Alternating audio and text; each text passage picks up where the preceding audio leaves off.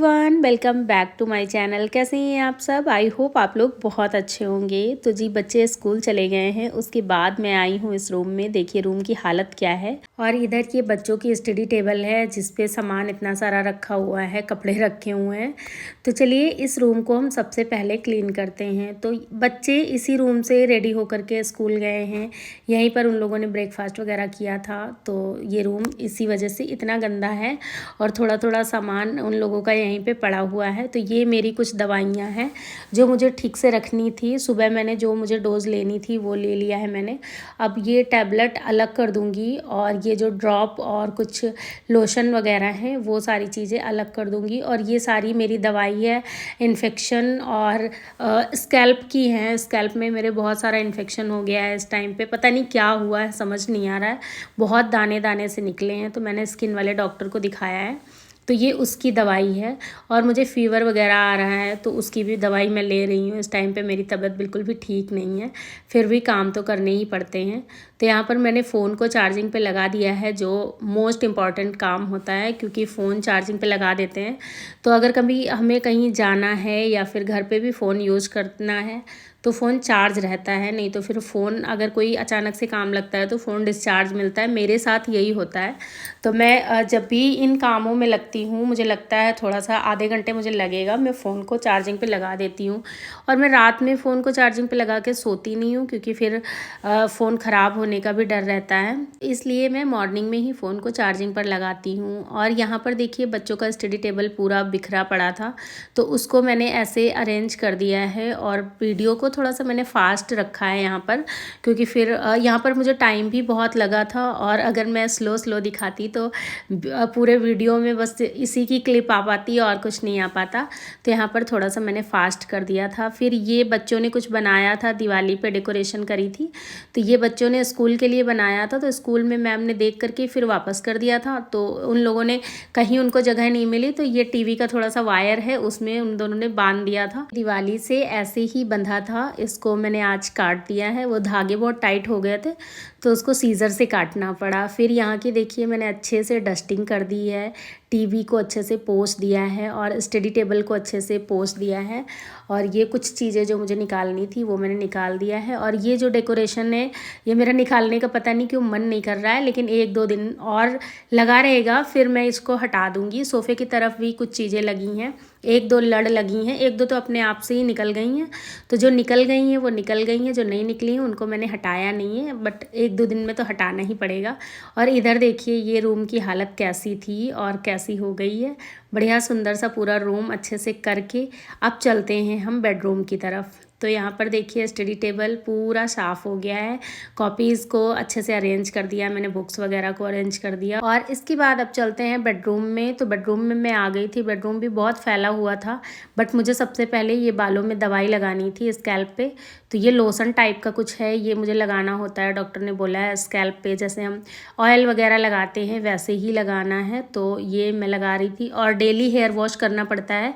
Hair wash के बाद जब अच्छे से बाल सूख जाते हैं फिर इसको लगाना होता है। और मेरे स्कैल्प पे छोटे छोटे से, बहुत छोटे छोटे से, मतलब बारीक बारीक से दाने निकले हैं, बट कंघी करो तो वो पता चलता है ना, खुरदरा खुरदरा सा अजीब सा लगता है और पेन भी होता है। तो इस वजह से मैंने डॉक्टर को दिखाया। वैसे थोड़ा बहुत होता तो शायद मैं डॉक्टर को दिखाती भी नहीं, बहुत इन चीज़ों में मैं बड़ी लापरवाह हूँ अपने लिए। बाकी किसी और का होता है तो मैं फटाफट करती हूँ, बच्चों का होता है या किसी का होता है, बट अपने ऊपर उतना ध्यान पता नहीं क्यों नहीं जाता है मेरा। ये लोशन लगाने के बाद फिर 2 मिनट तक मसाज करनी होती है अच्छे से, और फिर कंघी करना मना है 1 घंटे तक। तो कंघी नहीं किया, ऐसे ही जूड़ा बना लिया था मैंने।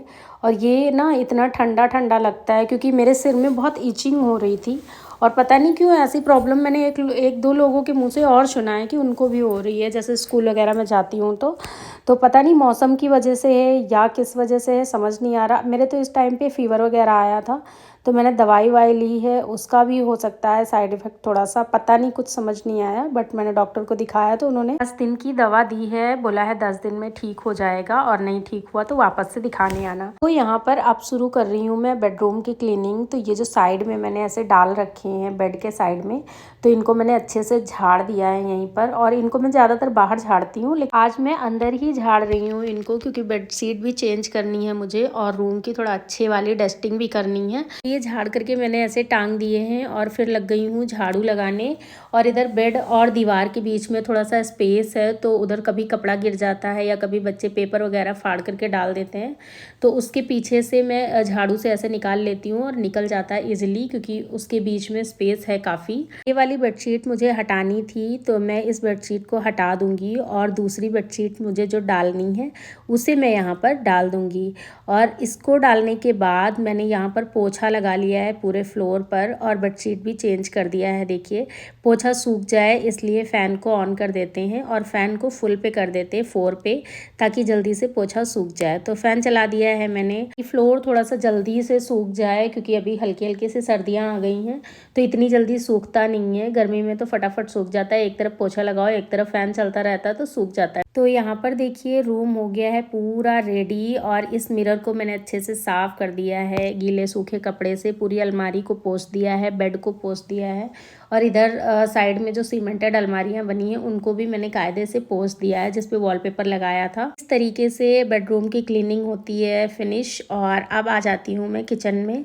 तो आज मुझे बनाना है पालक पनीर। तो सबसे पहले मैंने तेल में हींग और जीरा डाला है, उसके बाद मैंने सारे मसाले मिक्सर में पीस लिए थे। हल्दी, मिर्च, धनिया, टमाटर और प्याज, लहसुन, अदरक, सारी चीज़ें, हरी मिर्च, जितना भी मुझे करना था मैंने मिक्सी में फटाफट किया और इस तरीके से फिर इकट्ठे सारा मसाला डाल दिया। एक एक करके अलग से नहीं डाला था कि हल्दी अलग मिर्च अलग, ऐसे करके सारे एक ही में डाल करके मैं पीस लेती हूँ जब मुझे ऐसी कुछ सब्जी बनानी होती है। जैसे राजमा, छोले, मटर पनीर, कुछ ऐसी सब्जियाँ बनानी होती हैं जिनमें मसाले पीस कर जाते हैं, तो मैं प्याज, लहसुन, अदरक सारी चीज़ें एक साथ में करके और उसी में जितने भी मसाले डालने होते हैं वो सारे उसी के साथ में मैं पीस लेती हूँ। यहाँ पर सारे मसाले अच्छे से हो जाने के बाद फिर मैंने इसमें पालक पनीर का जो प्योरी बनाया था वो डाल दिया है।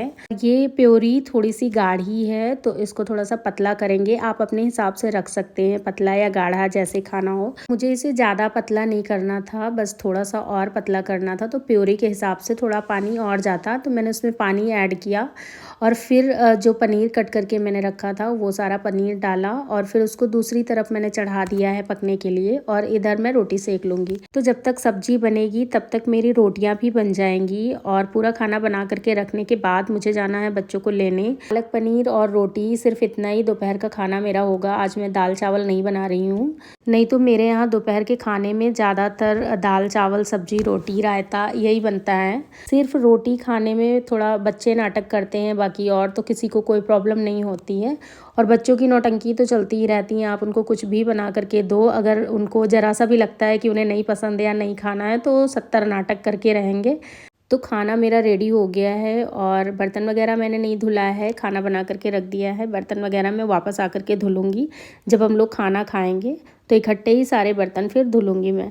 तो यहाँ पर मैं रेडी हो गई हूँ स्कूल जाने के लिए। तो मैंने नीचे सिर्फ जीन्स डाल ली है और पजामा चेंज किया है। कुर्ती पहनने का यही फ़ायदा रहता है कि आप कुछ भी डाल करके चल सकते हैं। तो यहाँ पर देखिए मैं पहुँच रही हूँ लगभग स्कूल, क्योंकि इन लोगों का स्कूल अब आने ही वाला है। ऑटो में कोई और बैठा नहीं था, इसलिए मैंने थोड़ा सा क्लिप यहाँ की बना ली, वैसे चाहे ना बनाती तो मैं आप लोगों के साथ शेयर कर रही हूँ। और अगर ये वीडियो आप लोगों को अच्छा लगा हो ज़रा सा भी तो प्लीज़ चैनल को सब्सक्राइब कर लीजिएगा और वीडियो को एक लाइक ज़रूर कर दीजिएगा। और ये वीडियो आप लोगों को कैसा लगा ये मुझे कमेंट करके प्लीज़ ज़रूर बताइएगा, मुझे अच्छा लगेगा। तो स्कूल से आने के बाद फिर मैंने बच्चों की प्लेट लगा दी है और हम लोग अब खाना खाएंगे। तो चलिए इस वीडियो को हम यहीं पर समाप्त करते हैं, मिलते हैं नेक्स्ट वीडियो में, तब तक के लिए बाय बाय।